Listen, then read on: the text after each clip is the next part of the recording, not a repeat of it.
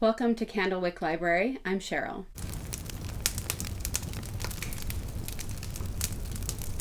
Today I am continuing my series on the Mormon pioneers with my discussion of Devil's Gate by David Roberts. When I last left off, we had talked about the lead up to the handcart pioneers. Of the more than 250 organized groups of pioneers that came across, only 10 were handcarts. It is very important to note that before the handcart started, these church leaders, they had a lot of experience. This was not somebody that came across once and they didn't know what they were doing still. Brigham Young had made this trip twice. William Clayton had made it 17 times. Most of these men had done this multiple times. They had gone back and forth and they knew the mileage that it was going to take. They knew exactly how far it was from here over to here.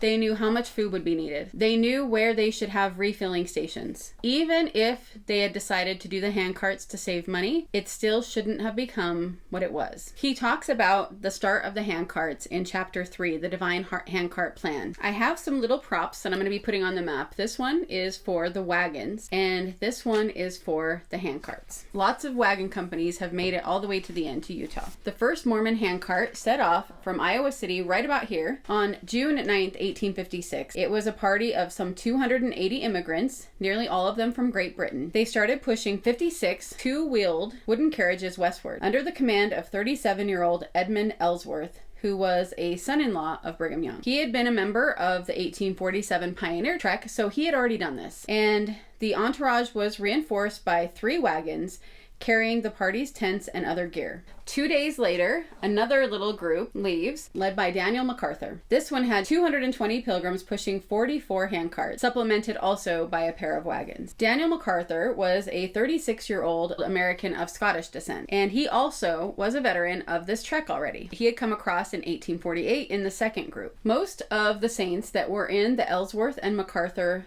handcart companies had sailed to America aboard the Enoch train, arriving in Boston on April 30th, 1856. By steamer, they reached New York the following day, and the day after that set off on the train for Iowa City, where they alighted ready to begin their handcart trek on May 12th, except there were no handcarts waiting for them. To this day, nobody can explain what happened, because the order had been put in, but here are the first saints to do this plan, and there are no handcarts. So they would be forced to linger there for 4 weeks and build their own handcarts. Archer Walters was a skilled carpenter, and he would perform the duty of making most of the handcarts. And he wrote in his diary, Monday, May 19th, went into the city of Iowa short of lumber. Tuesday, 20th, went to work to make handcarts. Was not very well, worked for 10 hours. The most serious consequence of this shortage of handcarts was that these new hastily put together handcarts had to be built of green wood, not seasoned timber. And so on the trail, this wood would warp, it would split, it would shrink, it would break. So they had to stop frequently to fix it. These handcarts were not strong. If you visit Mormon trail sites that has handcarts, they are going to give you handcarts to pretend and play with, and they are not going to be built the same way. They are going to have iron. They're going to have, I'm going to get into this a little bit more later, but they are not going to be these flimsy, rickety little handcarts that these people were building and having to use. If they're sending all these teenagers on trek every year, they should be given the exact same kind of handcart that the pioneers were given so that they understand how badly done this was. On June 9th, Ellsworth's party finally leaves, and again, MacArthur was 2 days behind them. Ellsworth was a tyrant. This says that he was a fanatic proponent of handcart travel. MacArthur seemed to not be that way. They seemed to be kind of opposites of each other. But Ellsworth had demanded that his company be allowed to move out first, and MacArthur went along with it with good grace. And even on the trail, Ellsworth had to be the head of the caravan at all times. So basically, these two parties traveled across Iowa together. He calls it a game of tag and catch up all the way to Salt Lake City. The 270-mile passage across Iowa, known by now to be the far easiest segment of the long trail, nonetheless unfolded in grim procession, as with alarming regularity, pilgrims, mostly children, died by the wayside. Archer Walters, whose duty it was to craft coffins for the victims, recorded their deaths in diary entries. In this book that I talked about, I Walked to Zion, at the beginning of the handcart section, they have this written. The handcart era lasted only 5 years, bringing about 3,000 saints to the valley. Out of the 10 handcart companies that were organized, 8 arrived safely and with little difficulty. And of course, about the other 2 that they are not mentioning there, it says they started too late and suffered terrible hardships in early winter storms in Wyoming. So keep that in mind as we start going through these, that apparently the other 8 handcarts had little difficulty and arrived safely. And the other 2, it's only because they left late and they had winter storms, and that is why they had trouble. It's a very important point because that is what I always believed. The only reason the Martin and Willie handcart companies had the casualties they had is because of winter. And as you can tell, that's not going to be true. So just keep it in mind. So back to his diary entries. Friday, June 6th, made another child's coffin. Sunday, 15th, got up about 4 o'clock to make a coffin for my brother, John Lee's son, named William Lee, age 12. Meeting as usual, and at the same time had to make another coffin for Sister Pratter's child. West went and buried them by moonlight at Bear Creek. Tuesday, the 17th, traveled about 17 miles, pitched a tent, made a little coffin for Brother Job Willing's son, and mended a handcart wheel. Saturday, 21st, Brother Jas Bauer died about 6 o'clock. From Birmingham Conference, went to buy the wood to make the coffin. The kind farmer gave me wood and nails. Wednesday, July 2nd, rose about 5 o'clock after sleeping in wet clothes, made a coffin for Brother Card, for his daughter. With regularity, Walters records the nearly daily stops to repair broken handcarts. MacArthur was well aware of the inadequacy of the flimsy carriages, and in a memoir written just a few months after he arrived in Salt Lake, the leader of the company vividly evoked this ordeal by repair. Our carts, when we started, were in an awful fix. They moaned and growled, screeched and squealed so that a person could hear them for miles. You may think this is stretching things a little too much, but it is a fact, and we had them to eternally patch morning, noon, and night. Edmund Ellsworth, in contrast, was hard put to admit that anything was wrong. He said, "The saints were in excellent spirits, bound Zionward. The camp traveled about 4 miles and pitched their tents, all well." When the saints were not in excellent spirits, Ellsworth responded with a tongue lashing. As John Oakley, a sub-captain of the company and Ellsworth's unfavoring yes-man, recorded on June 11th, Prest E. spoke. He did not want to hear any more grumbling from this time on that the immigration had cost more than expected. He said we could not expect sugar and meat plentifully, said much depended on the success of this company. If we failed, it would throw a damper in the gathering of Israel. We are responsible for it. It will be our own fault if we fail, for the prophet Brigham has said it can be done. Said he would rather the people of this camp would cut open his heart and drink his heart's blood than to hear any more grumbling, for the judgments of the Almighty would be upon us. This is another thing I'm going to be talking about a lot in this section of this series. When people say, well, the journals, everybody talks about how wonderful it was, and they talk about the singing and the good times, and none of them regret it. Well, obviously that's not true. We are going to find out. There were a lot of people that were outspoken about it later, but the ones that stayed devoted to the church, yes, they didn't grumble very much. But I think it needs to be said, and a lot of attention needs to be brought to the fact that why would they? When I was starting to question the Mormon church, I would write in my journal, and I wrote down in it, and I talked about this in one of my videos, that when I wrote down stuff that I was mumbling about, I felt guilty. And I even wrote in my journal once that I was probably sinning for writing the things I was writing. These people are being told that it would be better for them to die. The way these people were spoken to, they are afraid of complaining. They are afraid of grumbling. And we're going to go into this a lot, but this is the way that they were spoken to. When the handcarts broke down, it was due not to faulty design, but to the carelessness on the parts of the handlers. Along with deaths by the wayside, both parties suffered losses in the form of what Mormon leaders would call dropouts or backouts. Since there is no official number of the amount of the people that backed out, it's very hard to calculate how many dropped out. They didn't want to keep those numbers. Historians Leroy and Ann Hafen assert that the Ellsworth Company had 33 dropouts among its 280 immigrants. In a letter to New York newspaper, the Mormon, one J.H. Lady, a loyal saint resident in Florence, estimated the average backout toll was from 5 to 50 in a company of 300. He talks a lot about Leroy and Ann Hafen in this book and how their book is very inaccurate in a lot of ways. So if they're saying that it was 33 dropouts, then it's probably more than that. Lady was disgusted with the defections and said, "Those weak in the faith soon find those who will make them weaker. Those who have backed out before them come up with their long faces, smooth words, and melancholy tone, prating away their words of comfort, and if they will only go away with them, there is no end of the money and comfort they are going to have, and a team only next spring to ride in and go to the valley." So they're so condescending. If you can't hack this, they're making you look bad. Since observers such as Lady and the Hafens were at pains to minimize the dropping out, the actual number was probably higher than their estimates. Among the leaders of the handcart companies, there was a prevalent conviction that the process of dropping out was the Lord's way of separating the chaff from the wheat. And Brigham Young himself used this in his speeches in Salt Lake City. He said that whoever dropped out or even showed faintness of heart was judged to have been morally deficient from the start. They talked about how the Lord wanted them to travel in this way, and he wished to discipline and prove them. Heartless though it seems, Oakley's scorn for dropouts extended with a kind of Orwellian logic to those who were so faithless as to collapse and die along the trail. So this shows you what I'm talking about of why people would have been afraid to complain, probably even in their journals. Sunday, September 7th, a brother Geo Lydiard was taken very ill and remained back some 5 miles. I took the horse and went after him, found him dying. I hasted back to camp, and it was then dark. Came back with Brother Ira Hinckley and Thos Fowler with a wagon and fetched the body. He died an hour after we put him in the wagon. He goes on to accuse the man of debauchery in his life. Then, Saturday, September 13th, a sister, Mary Mayo, died of dysentery.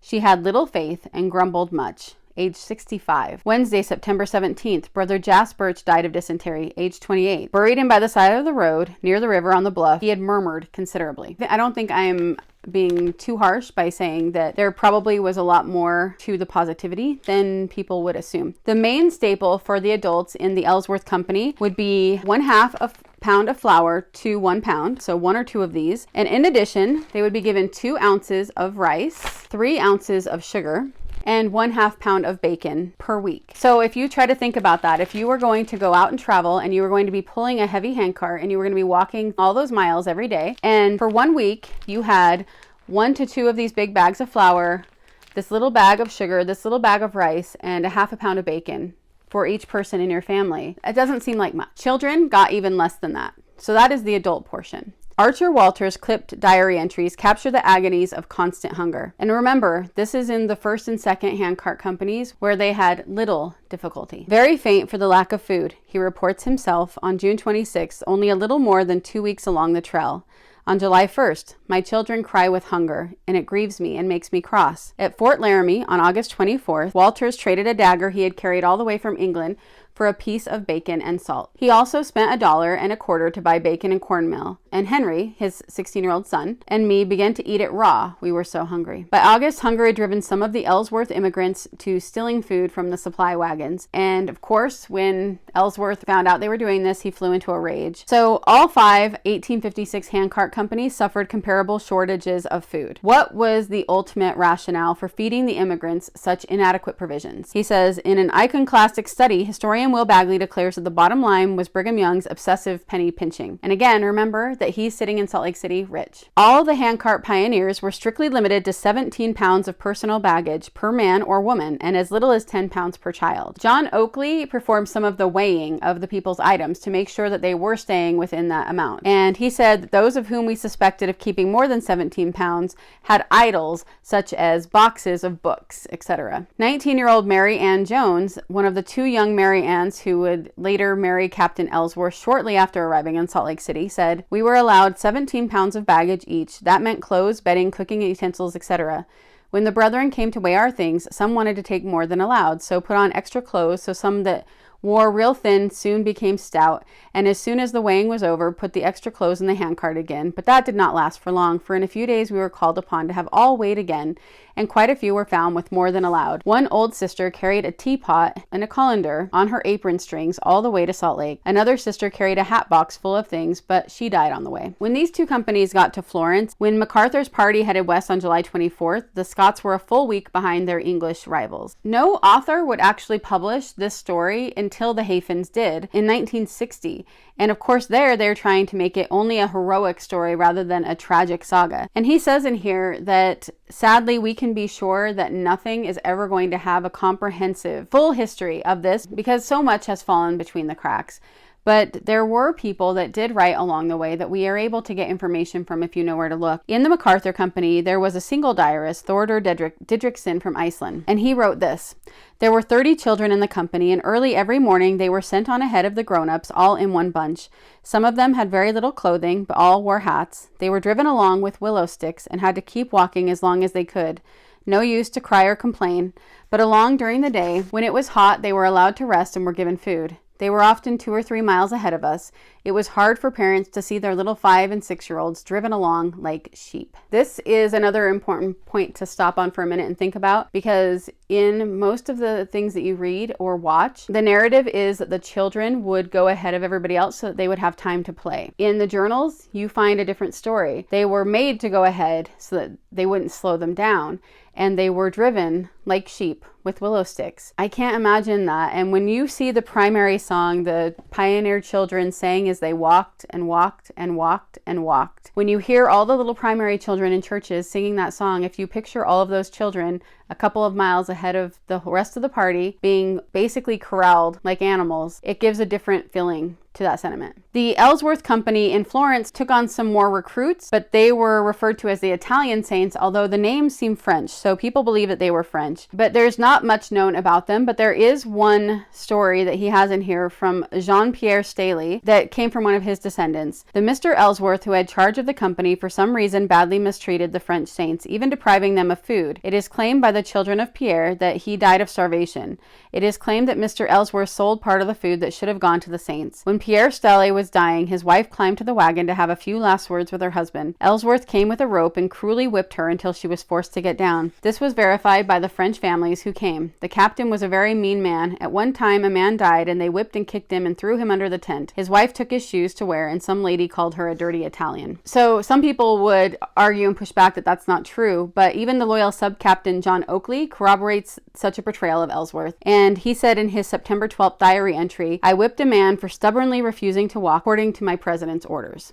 Swiss Birmingham's diary entry for August 3rd says, "We started at 5 o'clock without any breakfast and had to pull the carts through 6 miles of heavy sand. Some places the wheels were up to the boxes, and I was so weak from thirst and hunger and being exhausted with the pain of the boils that I was obliged to lie down several times, and many others had to do the same. Some fell down. I was obliged to take the children and put them on the handcart and urge them along the road in order to make them keep up." In Salt Lake City, Brigham Young and his counselors, they decided that the rations issued to these first two handcart companies would probably be inadequate for the 1,300-mile journey. So to relieve the shortage, the authorities had sent out wagon teams laden with supplies, traveling east along this Mormon trail in expectation to intercept the handcart companies. So they were able to do it right this time as far as resupplying. And yet the diaries are very matter-of-fact about this potentially life-saving rendezvous, as he puts it. Perhaps the morale of the company was so low at this point that not even a gift of 1,000 pounds of flour could stir them to exultation. Deaths, in fact, had begun to seem almost routine.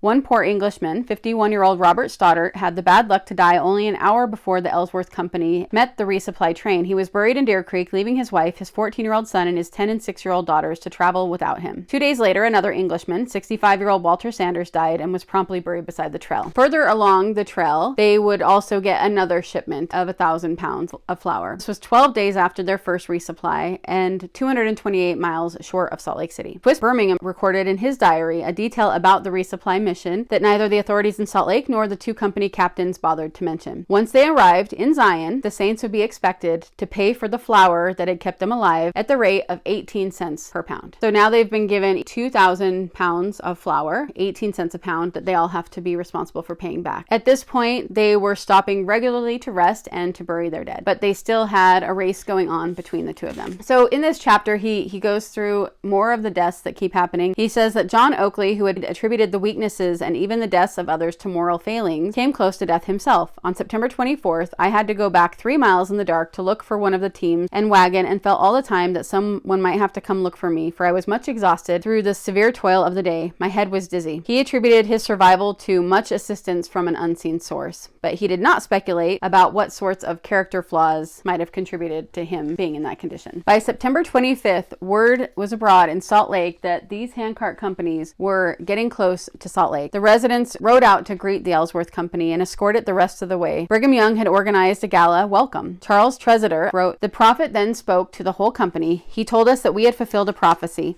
He also said that although we endured privations and hunger on the plains, we should never again feel the pangs of starvation if we would do right and live right." Only hours behind the Ellsworth train, the MacArthur Company entered Salt Lake City in time to share in the celebration. William Aitken, a 36-year-old dentist in the MacArthur Company who had traveled with his 11-year-old son and 14-year-old daughter, would apostatize within a year and flee Salt Lake City the next April. In a letter published in the Edinburgh News in 1857, he described the immigrants as they entered Salt Lake as wearied and worn down, the bones almost through the skin, not only myself, but of all that were in the company. We were half starved to the bargain, our whole allowance being 12 ounces of flour per day, and we did not even get so much. It is the policy of the church, he wrote, to leave the weak and infirm and the old by the way, that they may not have paupers to support. He goes on to say an accurate number of the deaths of the Ellsworth and MacArthur companies will probably never be made. I wrote down the official count from a church article, and they said that the Ellsworth had 13 deaths and the MacArthur Company had 7 deaths, which would put the Ellsworth at 4.7% and MacArthur at a little over 3%. But this wouldn't count the Italian saints, at least 4 of whom are recorded in various diaries as dying along the way. And they also wouldn't count in that anyone who just wandered off and they didn't know what happened to them. The LDS archives elevate the number slightly to 16 deaths in the Ellsworth Company and 10 among the MacArthur immigrants. In all likelihood, even those counts were too low. Even if it's church sources, you find different numbers at different places. If we take 50 as a minimum estimate of dropouts between the two parties and accept the LDS Archives count of 26 dead, the mortality rate in the first two handcart companies would be about 6%. But you wouldn't know that to hear people talk about it. Again, like that book said, little difficulty. And Heber C. Kimball, the church's first counselor, he said, "I am very thankful that so many of the brethren have come in with handcarts. My soul rejoiced, my heart was filled and grew as big as a 2-bushel basket. 2 companies have come through safe and sound. Is this the end of it? No, there will be millions on millions that will come the same way." Brigham Young was basking in the success of his experiment. "I think it is now proven to a certainty that men, women, and children can cross the plains from the settlements on the Missouri River to this place on foot and draw handcarts loaded with a good portion of the articles needed to sustain them on the way. To me, this is no more a matter of fact this morning after seeing the companies that have crossed the plains than it was years ago." He elaborated, "My reasoning has been like this. Take small children, those that are over 5 years of age, and if their steps were counted and measured, those that they take in the course of one day, you would find that they had taken enough to have traveled from 12 to 20 miles. Count the steps that a woman takes when she is doing her work. Let them be measured. It will be found that in many instances she has taken steps enough to have traveled 15 to 20 miles per day. So with the men, they do not consider the steps they make when they are at their labor. They are all the time walking." When he said they'd be able to go a certain amount of miles per day and then they weren't, now he's saying all of the steps that they take when they are doing their work around their camp at night show that they probably really did do as many miles as he said they could do a day. And then he said, "As for health, it is far healthier to walk than to ride, and better every way for the people." He says that to have to walk 1,000 miles, those who get into the celestial kingdom will count this a very light task in the end. And if they have to walk thousands of miles, they will feel themselves happy for the privilege that they may know how to enjoy celestial glory. Ellsworth himself said, "I regret that there was a wagon in our company, for I realized that wagons had a tendency to destroy the faith of our brethren and sisters, for if they were sick a little, they felt they need to get into the wagon. I am persuaded that if there had been no wagons for such people, there would have been none sick or weak, but that their faith would have been stronger in the name of the Lord. Few deaths happened in our company," and he says a few, and at the smallest count we've got 13, "but this was doubtless due mainly to the fact that it was in a great degree composed of infirm people, and many of them had been accustomed to different kinds of labor to what they had experienced this year. Some were nearly dead when they left the old country."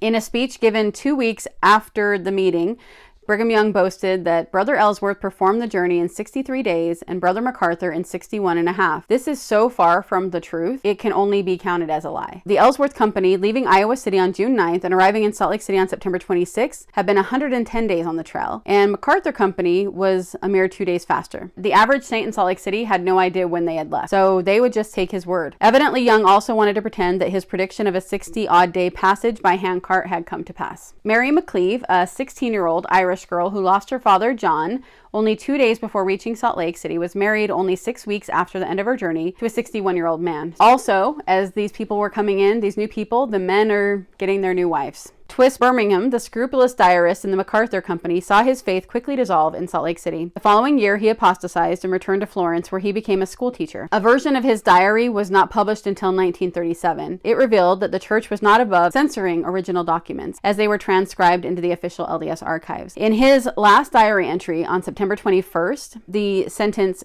"Conduct of men from the valley who came to meet us was disgraceful," was taken out of every version in the LDS archives, except the one that was finally published by the non-Mormon American Legion magazine. William Aitken, that much angrier apostate, rode out of Salt Lake City with 300 other apostates in April 1857. So you hear that, 300 apostates. We are told that nobody left the church that was a pioneer. They were well armed and apparently in fear of an ambush on the trail. The men, women, and children were all determined to get off or die, Aitken later wrote. After a hard journey through heavy snow, the apostates reached the safety of the States. "Thousands in Utah would be glad to be with us, though in the same condition," Aitken said. And Archer Walters, the carpenter that we talked about that had to build the coffins, he died from dysentery only 2 weeks after reaching Zion. His death was caused by eating cornmeal and molasses and aggravated his weakened condition and lowered resistance from the exposure and the undernourishment and physical exhaustion. So even as the saints in Zion were rejoicing over the arrival of these first 2 handcart companies, the tragedies that were going to happen were starting. In New York City, President John Taylor had received more than 1,600 saints who had sailed from Liverpool aboard the Thornton. and 856 aboard the Horizon. He sent them on to Iowa, not without worrying about the lateness of the season. The Thornton immigrants reached Iowa City on June 26, the Horizon Saints not until July 8. These pioneers would make up the 4th and 5th handcart companies of 1856. So I've got the two little ones over here waiting. Brigham Young would later claim to know nothing about these pioneers, which is also a verifiable lie, because on June 11th from Iowa City, William Woodward, one of the officials in charge of the eastern end of the handcart migration, wrote to Heber Kimball in Salt Lake City. His newsy epistle contained this paragraph: "We have heard that another shipload of immigrants have arrived at New York by the ship Thornton, numbering when they left Liverpool 764 souls. James G. Willey, Millen Atwood, and Moses Clough preside over the Thornton's company. We expect them this point by the 16th or 17th of June." So when did this letter that tells about them arrive in Salt Lake? A clerk in Young's office marked a filing notation on the back of the original letter, "Received July 30th, Eastern Mail." We know that Brigham Young got this letter. Nearly 2 months before the arrival of the long-awaited Ellsworth and MacArthur companies, Heber Kimball and Brigham Young were fully aware that more than 700 more handcart saints were preparing their journey westward dangerously late in the season. Among the 5 Mormon handcart expeditions that were in 1856, the least well-known is the Bunker, and that would be the 3rd one. So that became between the 2 that we just talked about and the 2 that are to come. And this was 290 immigrants that were all from Wells. Almost none of them spoke English. Several sources report that they were given a ration of about a half a pound of flour a day and a little tea and sugar.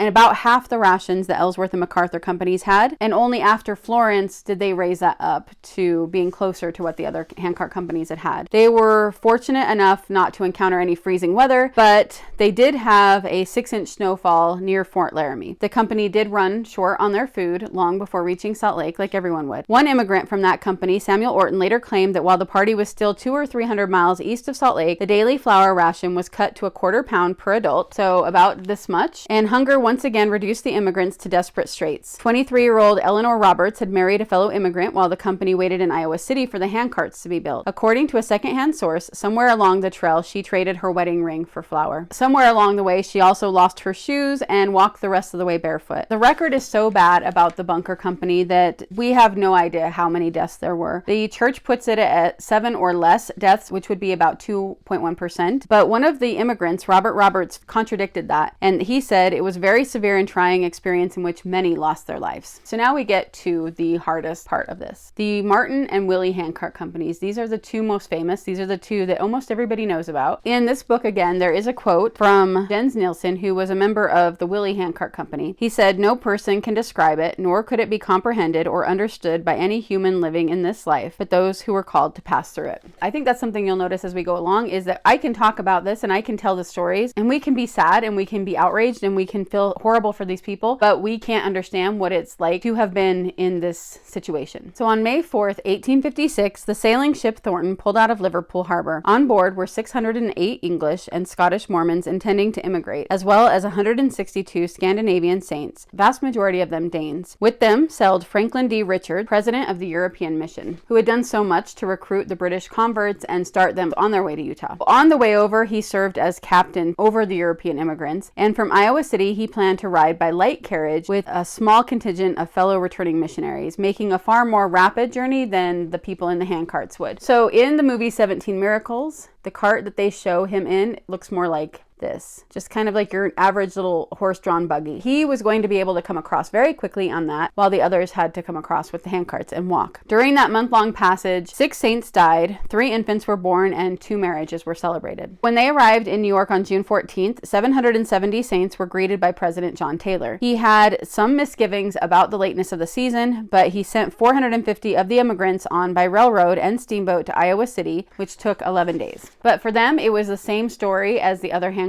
companies. When they arrived in Iowa City, there were no handcarts. Carpenter Chauncey Webb was put in charge of them and got them all cobbling together about 100 handcarts. These were even more rickety than the ones the first 3 parties had. He said there was a scarcity of seasoned wood and other materials. They frantically gathered together what was available and went to work. By this time, Webb was so disheartened from his weeks of building these handcarts, and according to his daughter, who would later become one of Brigham Young's wives, Webb was not only thwarted by the insufficient supply of good timber, but by the ruthlessness of the Iowa City officials, she said, the agents all talked economy. They did not want to furnish iron for the tires. It was too expensive. Rawhide, they were sure would do just as well. A thorough workman himself, my father wanted good materials to work with, but the reply invariably was, oh, Brother Webb, the carts must be made cheap. We can't afford this expenditure. You are too extravagant. When William first saw the carts, he wanted to laugh and then he wanted to cry, reported William James's descendant. How could such a contraption get his family to Zion? One of the men in the company saw this as a way to build character. He said, this is a way to try a man, to see who he is. And according to Peter Madsen, it was only on June 30th, after the Saints had lingered for almost a week in Iowa City, that the agents in charge informed the immigrants about the strict handcart weight limit. Speeches were given against grumbling, dissatisfaction, and complaining, which had crept in among some of the company's members, who had not yet learned their duties and obedience to God's law and his servants. Finally, on July 15th, about 500 Saints were ready to set out from Iowa City. This fourth handcart company was under the leadership of James G. Willie. He was a 41-year-old Englishman who had come to America and joined the church in 1842. He and his fiancée at the time, they had come to Nauvoo, then they knew that everybody had left, so they went to Salt Lake, and in 1852, Young ordered Willie back to his native country to serve as a missionary. By now, he and his wife had 3 small children. He was forced to leave them behind during the 4 years he served his mission in England, and a condition of his release of his mission was that he would take a leadership role in the handcart migration. So the official journal of the company, written by William Woodward, may reflect Willie's views. Judging from the comments of immigrants in this company, Willie seems to be a lot like Ellsworth, not very nice. And his second in command, Millen Atwood, was also a missionary returning from 4 years in England, though he had been born in Connecticut. Only a week after arriving in Salt Lake City, he would rise in the tabernacle to deliver an account of his mission. He would insist that the working class saints were so destitute that we had to buy everything for them, even to their tin cups and spoons, and that the fare they had on the plains was a feast to them. He said, I never enjoyed myself better than in crossing the plains in a handcart company. The Spirit of the Lord did accompany us and the brethren and sisters enlivened by the journey by singing the songs of Zion. They would travel 16, 18, 20, 23, or 24 miles a day and come into camp rejoicing, build their fires, get their suppers,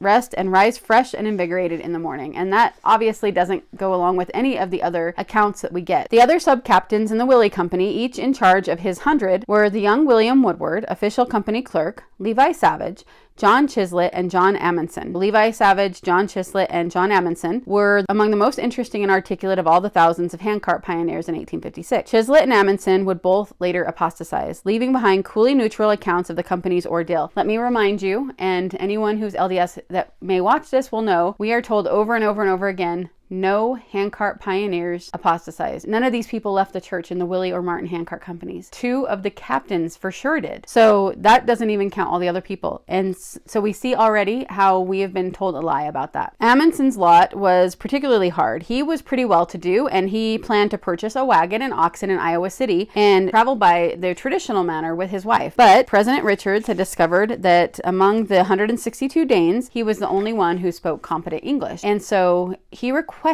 that he forego his wagon transport and lead a company of 93 Scandinavian handcarts. And this was pretty much an order. He said goodbye to his wife. He sent her along with the wagon team and took charge of the 5th 100 in Willie's company. The Willie company was about twice as large as the ones that had come before. It would take them 28 days to cross Iowa and reach Florence. He talks in here about how along the way they had people that were onlookers that were cruel to them, that would taunt them, but they also had people that were kind, which you don't hear about as much. There was one gentleman donated 15 pairs of children's boots on July 31st. William Woodward said, the sun was excessively hot. We continued our journey as far as Brush Creek, 13 miles, where we arrived at 7 p.m. with a great many sick and tired out. Within 5 days of starting from Iowa City, the first dropouts left the ranks. There were also deaths along the way. They talk a lot about their inadequate food supply. John Chislett said that their rations consisted of 10 ounces of flour to each adult per day, half that to children under 8 years of age. And beside that, they were occasionally given a little rice, sugar, and coffee, and bacon sometimes, which again is another thing that you're never going to hear as a Mormon because we're not supposed to drink coffee, and that was part of the rations for the pioneers. These immigrants, they were exhausted and they were underfed already when they were first starting, but they were reproving them for being slow to act and slow to move, and they were told that if they did not repent, they would not have the blessings of the Lord and would not get through the season. On August 11th, the Willie party finally reached Florence. About 100 of the saints dropped out in Florence and elected to stay there for the winter winter or even to settle permanently. But Mill and Atwood later sneered at them and said that those who were good for nothing left us at Florence. On August 13th, they had a big conference of all of the 400 saints that were still in the company. Captain Willie and his lieutenant Mill and Atwood argued forcefully in favor of continuing the journey, and so did two high church officials who happened to be present, George Grant and William Kimball. Grant and Kimball would soon join Franklin Richards and the other returning missionaries in their high-speed dash to Utah. Among the saints remaining in the Willie Company, however, only 4 had ever been to Salt Lake. 3 of them were Willie Atwood and William Woodward. The 4th was Levi Savage. In the movie 17 Miracles that I talked about, you get Levi Savage's story. And the man that plays him is so good at it. You just love Levi Savage. And there are some questionable things in his future, but he was a hero of this journey, and he definitely was somebody that should be remembered that way. He was 36 years old that summer. Earlier, he had served in the Mormon Battalion. He was married and he had a young son. The baby wasn't even a year old yet when his wife died. Less than a year after that, Brigham Young called him to go on a mission. He was supposed to go to Siam, but he actually ended up serving in Burma, where there was no baptisms. It was a very disappointing mission, and he wanted only to get back to Salt Lake City to his child. He ended up arriving in Iowa City just 4 days before the Willie party set out, and so Willie went to him knowing of his vast experience and asked him to be the sub-captain of the 2nd 100. Savage accepted. That August 13th meeting, Savage got up and he spoke with tears streaming down his face by all accounts. He pleaded as the sole voice among the leaders to argue for wintering over in Florence. In his own journal, Savage wrote, "Brother Willie exhorted the saints to go forward regardless of suffering, even to death. After he had spoken, he gave me the opportunity of speaking. I said that if I spoke, I must speak my mind, let it cut where it would. He said, certainly do so. I then related to the saints the hardships that we would have to endure. I said that we were liable to have to wade in snow up to our knees and should be at night wrapped in thin blankets and lie on the frozen ground without a bed, and that was not like having a wagon that we could get into and wrap ourselves in as much as we liked and lie down. No, said I, we are without wagon, destitute of clothing, and could not carry it if we had it. We must go as we are. The handcart system I do not condemn. I think it preferable to unbroke oxen and unexperienced teamsters. The lateness of the season was my only objection. Of leaving this point for the mountains at the time, I spoke warmly upon the subject, but spoke truth, and the people, judging from appearance and after expressions, felt the force of it. He was instantly rebuked by the leaders, and Captain Willie was particularly scathing. He denounced him as a disturber of the peace, that he was going against the cause of truth, and he was called upon to repent for making these statements. Church official William Kimball promised the saints that he would stuff into his mouth all the snow they would ever get to see on their journey to the valleys. So he's telling them, this is not going to happen. You're not going to have that much snow. So Savage said, brother and sisters, what I have said I know to be true, but seeing that you are to go forward, I will go with you. I will help you all I can, will work with you, will rest with you, will suffer with you, and if necessary, I will die with you. The Willie Company stayed there for 3 more days and made repairs to their handcarts, and then on August 16th, they started out west of Florence.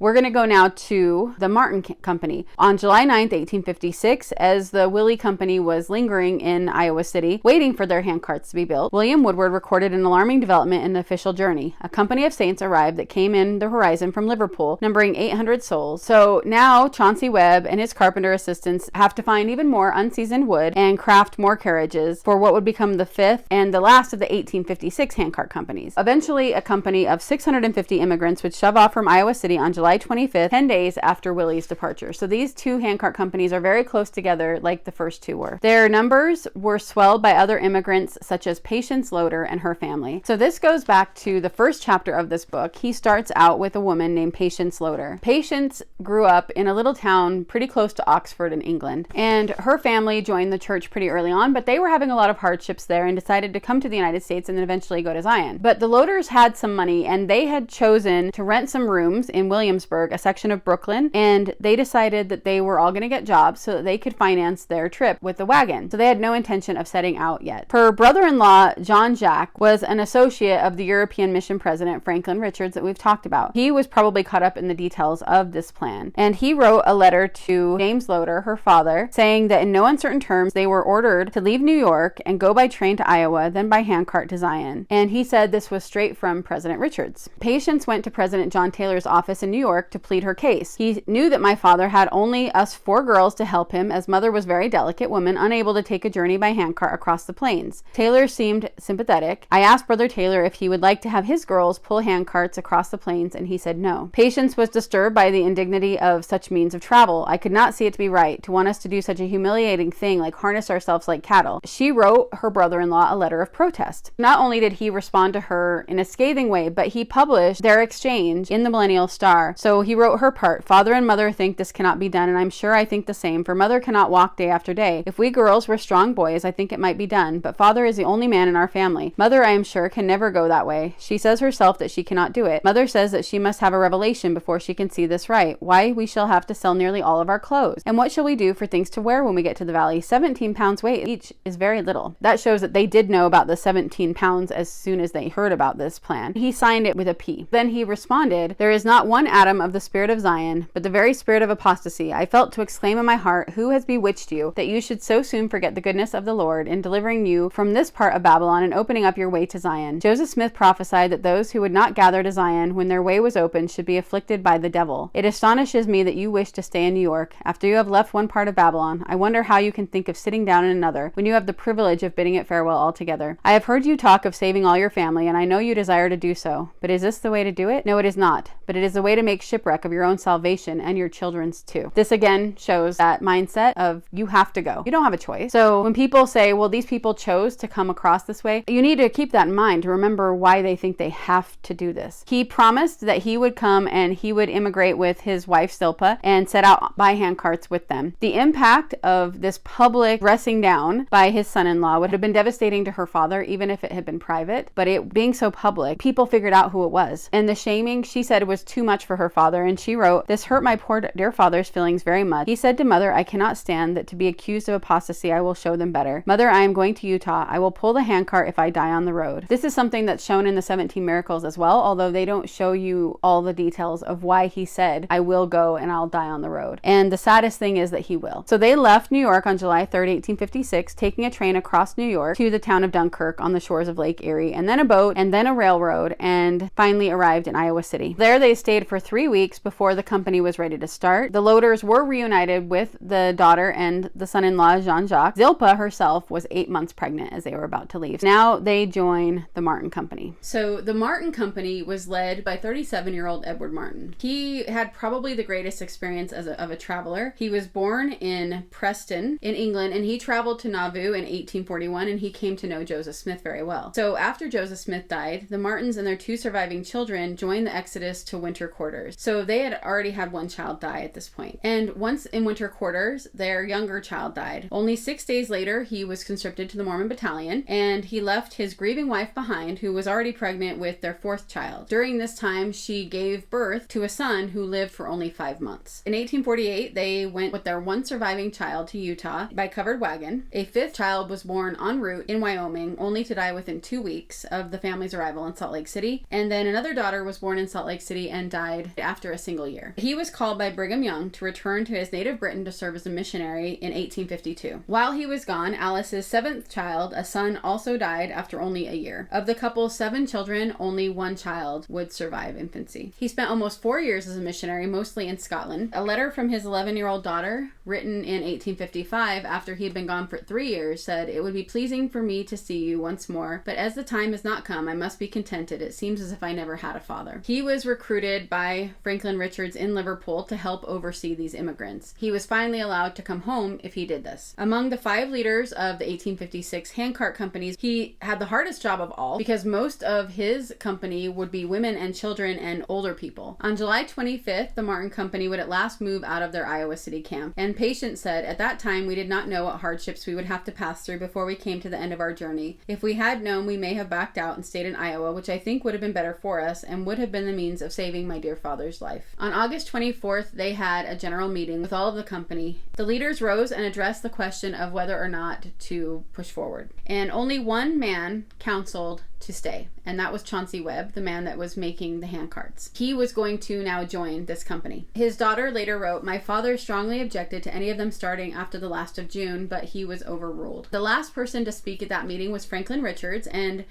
Again, this is the president of the European mission. He was one of the 12 apostles. Before he returned on his lightweight wagon quickly to Zion, he gets up and says, "I hear that there are saints here who fear on account of the lateness of the season and may suffer in the crossing of the Rocky Mountains in snowstorms. This I will say, as the saints have braved it this far, and has nothing come to hurt or mar the peace and safety of anyone. Therefore I prophesy in the name of Israel's God, through the storms we may come from the east, the west, the north, or the south, God will keep the way open to the faithful at heart, and we will arrive in the valley in safety, and hope that the saints will be blessed with health and strength to pursue unto the journey's end, and there to meet with the Lord's anointed, and be saved with the just in the eternal world." So after he finished, the church officials put the question to a show of hands. You have one of the 12 apostles getting up and saying, "If you are faithful and do this, we will get there safely." You are going to believe that. People would still believe that to this day. If one of the 12 apostles got up and said, "Do this thing because it's what you're supposed to do, and God will protect you if you do what you're supposed to do," they will believe it. So, of course, the people had a unanimous vote to go on. On August 25th, the company started off dangerously late in the season, as more than one immigrant suspected. The diary of Jesse Haven, second in command, who led an advance guard across Iowa a few days ahead of the main company, he wrote, July 27th, "Saints in rather bad predicament, being without tents and all their things got wet. The saints last night and this morning found much fault, grumbled much about me, blamed me because the tents were left behind. In the evening we had a meeting. I told them if they did not cease their grumbling, that sickness would get into their midst and they would die off like rotten sheep. But if they would be humble and keep united, the blessings of the Lord should attend them." They ended up having a lot of backouts, too, along the Iowa Trail. The last of the Mormon Handcarts crossed the Missouri River and straggled into Florence on August 22nd. The Willie Company had departed 6 days earlier. Zilpah, patient's sister, was about to give birth, and Tamar was incapacitated with mountain fever. On the morning of August 27th, Captain Martin came to the loader's tent to tell them to get ready to move on as soon as possible. Martin assigned the 2 invalids and the newborn baby boy to one of the team's 8 wagons. But when Patience pleaded for a healthy sister to be allowed to ride with them, he refused. Stubbornly, Patience then declined the offer of wagon transport for her ailing sisters. They were left behind. On August 28th, they decided to hurry and try to catch up, and they traveled 22 miles that day, rejoining the party at 2 a.m. So now we're going to go back to the Willie Company, the one in front. By the time the Martin Company set out from Florence on August 25th, the Willie Company had reached Loup Fork in eastern Nebraska. So the Willie Company is now in Nebraska, and they have 2 fully equipped wagon trains taking up their rear. The William B. Hodgett's Company, with 150 immigrants and about 33 wagons, set out from Florence on August 28th, and 3 days later it was followed by the much larger John A. Hunt Company, with 300 individuals and some 56 wagons. So they were right there behind Willie at this point, and this is something I did not know about. I didn't know about these wagon companies in relation to the Martin and Willie Handcart companies. Willie's party was now reduced to 404 individuals with 85 handcarts, and at first they're traveling with high spirits. He talks a lot about how they will be singing the handcart song and Come Come Ye Saints, which takes on a new meaning when you realize that these are some of the lyrics. "Should we die before our journey's through, happy day, all is well. We then are free from toil and sorrow too, with the just we shall dwell." Of course, there were a lot of people complaining and murmuring. They would get a tongue lashing from Captain Willie. On September 7th, he announced that he would like to see all the grumblers, pilferers, liars, and so forth, if any were still so in their hearts, immediately stand up by themselves aside from the rest, so that the brethren might better know them. By September 3rd, the Willie Company had reached central Nebraska. They had covered 265 miles from Florence in 18 days, but then disaster struck. The company had reached Buffalo country. Emma James, who was 17 years old at the time of this immigration, recalled later, "One evening, as we prepared to stop for the night, a large herd of buffalo came thundering toward us. It sounded like thunder at first. Then the big black animals came straight for our carts. We were so scared that we rooted to the ground. One of the captains, seeing what was going on, ran for the carts, which were still coming in, jerked out some carts to make a path for the stream of animals and let them go through. In the morning, they realized that 30 of their 40-something cattle had disappeared. Most of them, the vital oxen that were used to pull the supply wagons. Captain Willie called for a halt for 3 days, while the best scouts searched for these missing cattle and oxen, and they didn't find any of them. A storm had washed away their tracks. Chislett described, "We had only about enough oxen left to put 1 yoke to each wagon, but as each were loaded with about 3,000 pounds of flour, the teams could not, of course, move them. We then yoked up our beef cattle, milch cows, and in fact everything that could bear a yoke, even 2-year-old heifers. The stock was wild and could pull but little, and we were unable with all our stock to move our loads. As a last resort, we again loaded a sack of flour on each cart." It's important to note here the loss not just of cattle to pull these wagons, but also all of that meat for later. On September 7th, a Sunday, Captain Willie and his second-in-command, Millen Atwood, called the whole company together for a meeting intending to boost the morale. In typical fashion, he exhorted them to superhuman efforts and insisted that the absolute necessity for doing away with the spirit of grumbling, strife, pilfering, and disregard of counsel, which was now on the increase in the camp, and substituting in its place the spirit of contentment, peace, union, and strict obedience, and that they must do it cheerfully. By September 12th, they had reached the North Bluff Fork of the Platte, 320 miles west of Florence. That evening, they were surprised by the sudden appearance of Franklin Richards' team of elite returning missionaries. So here we've got them now with the Richards cart coming in to visit them. With their light wagons and sturdy mules and horses, Richards' team had left almost 3 weeks after them, but were able to cover 40 miles a day and had caught up with them now. Willie called a meeting so that Richards could give a pep talk to the people. And he repeated the statement that this was a divine plan and that they needed to be thankful and content. And he praised and encouraged them. But the next morning, he called another meeting. And this one was to give Levi Savage another rebuke. And he called him out in front of all of the other people, again, for being against leaving so late. And Levi wrote this in his journal. I suppose the meeting was for prayers. After singing in prayers, Brother Richard commenced to speak, and I soon perceived that the meeting was called in consequence of the wrong impression made by my expressing myself. The impression left was that I condemned the handcart scheme, which is ridiculously wrong. I never conveyed such an idea. Brother Richards reprimanded me sharply. Brother Willie said that the spirit that I had manifested from Iowa City, this is something unknown to me and something he never before expressed. I'd always the best feelings toward him and supposed he had toward me until now. So he was reprimanded by Richards and then again reprimanded by Willie. Richards promised them that they would be supplied with provisions, bedding, etc. at Fort Laramie. So he says they only have this much further to go and they're going to have supplies. And this is shown in 17 Miracles, the movie, as well. They do show Richards coming in his little cart so fast. They show them rebuking Levi Savage again. But what they don't show is what happened next. Before Richards and the other men going fast to Salt Lake leave, this is what they did. These brethren told Captain Willie they wanted some fresh meat and had our fattest calf killed for them.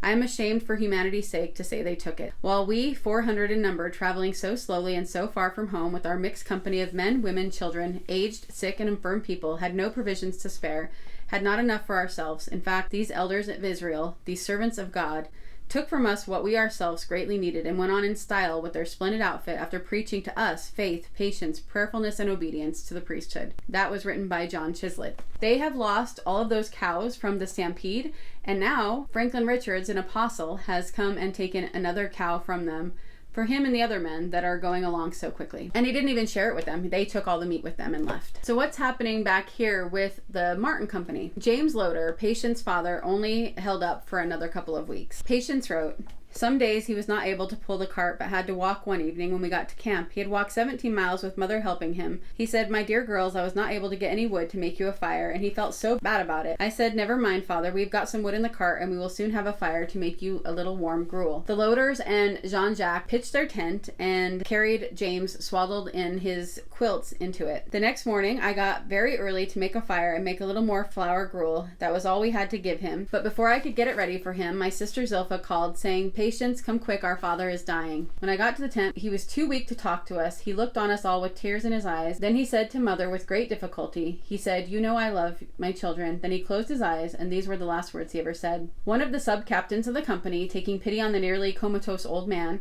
offered to put him in a wagon as the party moved onward, but when Patience was rebuffed once more in her plea for one of the Loder sisters to ride with him, she again declined the offer. Instead, all day on September 23rd, the family pushed their 2 handcarts, and James Loder was on one of them. He did not seem to suffer pain. He never opened his eyes. Many times during the day I spoke to him quite loud and asked him if he knew me or could hear me, but he never noticed me. The day's journey was a particularly arduous one, as the immigrants climbed and crested sand hills into which the handcart's wheels sank. He died at 11 p.m. One of the sub-captains, Daniel Tyler, who had been made bishop of the Martin Company, tried to console the Loders by saying that their father was a faithful, true servant of God who had laid down his life for the gospel's sake, and he had died a martyr to the truth.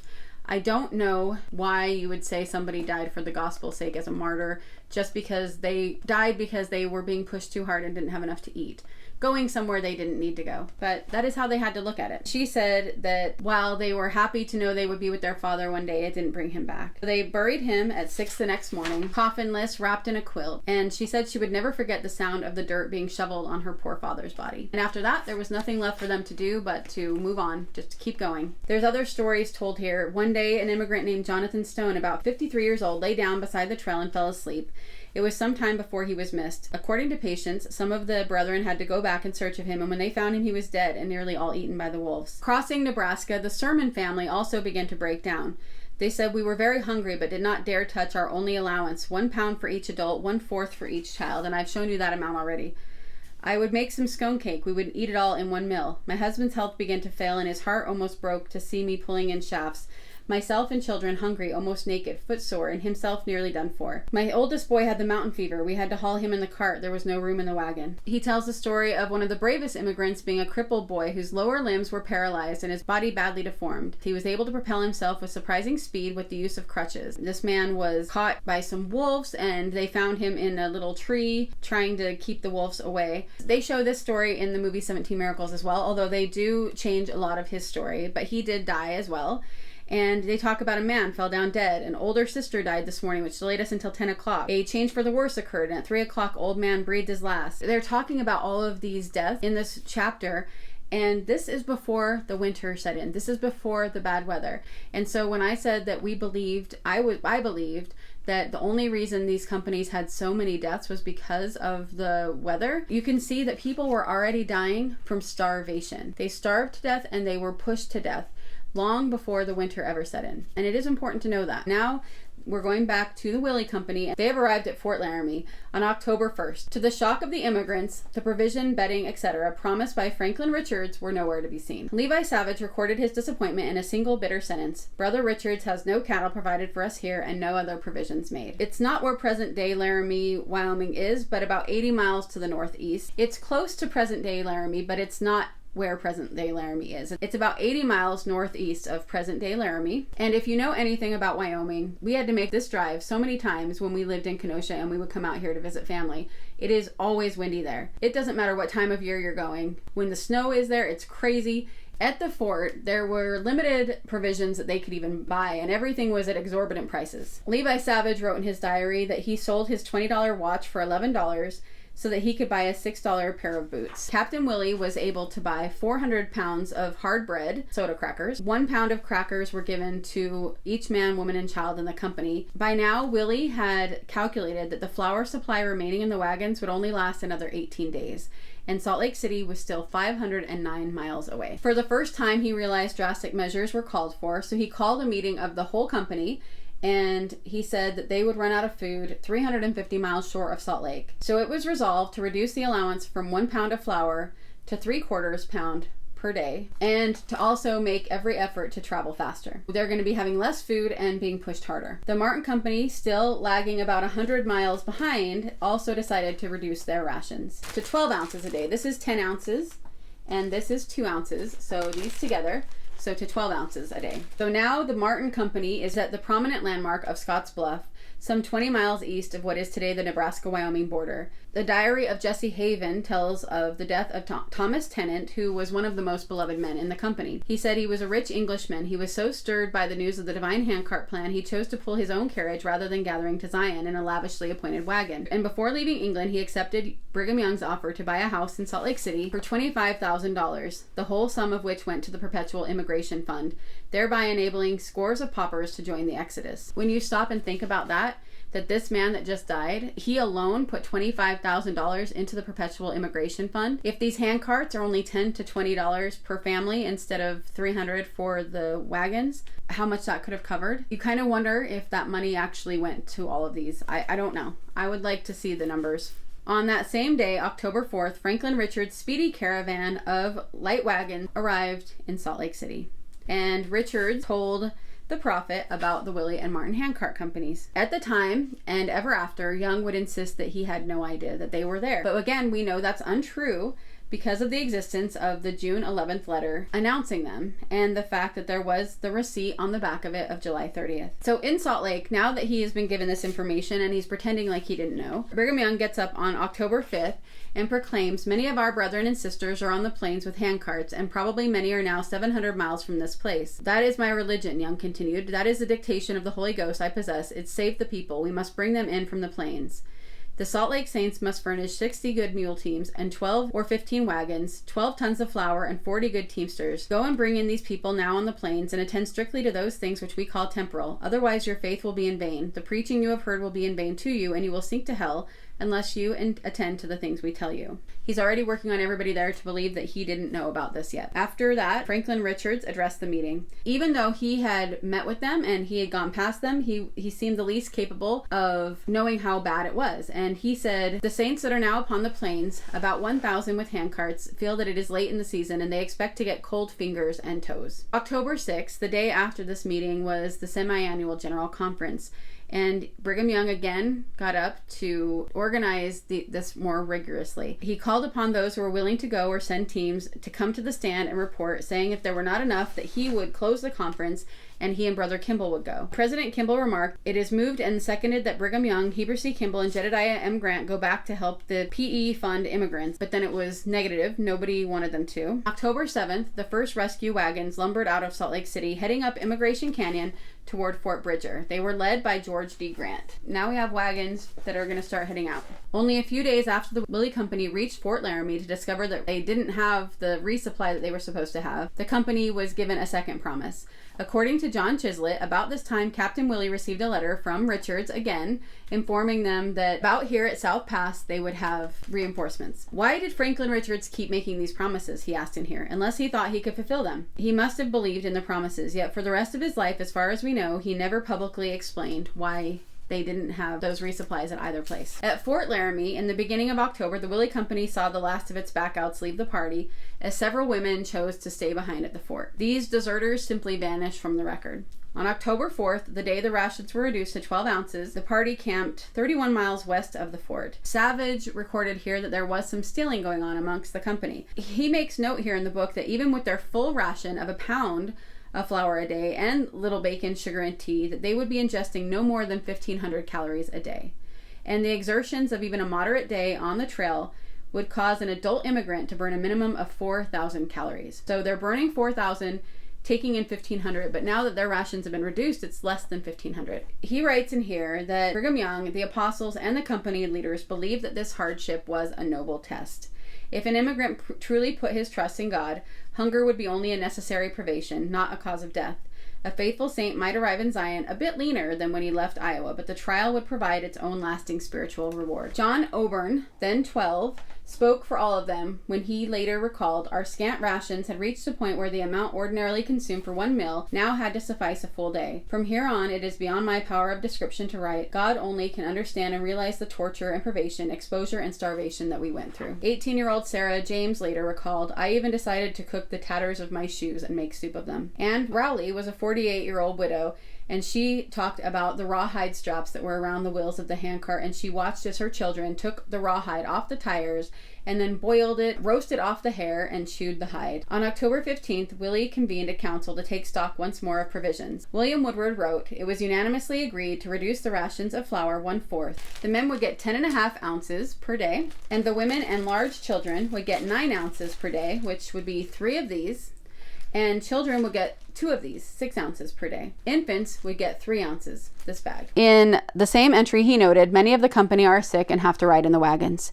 It was inevitable now that immigrants began to die. In the first week of October, 6 saints perished, equaling the toll of the whole 6 previous weeks on the trail. There are many accounts in here of people talking about their parents dying. One sister, 17 years old, after traveling all day, took off her apron and sat down to rest and died. Within days, the Gadd family lost 3 of its members. 2 and and 10-year-old boys and their father. Many of the journals and reminiscences record the constant crying of children from hunger and cold. Some laid down and gave up, but then found the courage to go on. Sometimes, only brutal treatment kept the weakest saints from giving up. Anne Rowley witnessed an instance involving her 10-year-old son. I watched him grow so cold and drowsy and sick, and want to lie down in his tracks. I had to stand helplessly while Captain Willie whipped him to make him go on. Gladly, I would have taken the whipping myself. On October 14th, the Willie Company finally left the banks of the North Platte to follow its western tributary, the Sweetwater River, to its headwaters at South Pass. They had only been able to find alkaline water to drink, and that further weakened their constitutions, and the Sweetwater itself finally gave them water that they could drink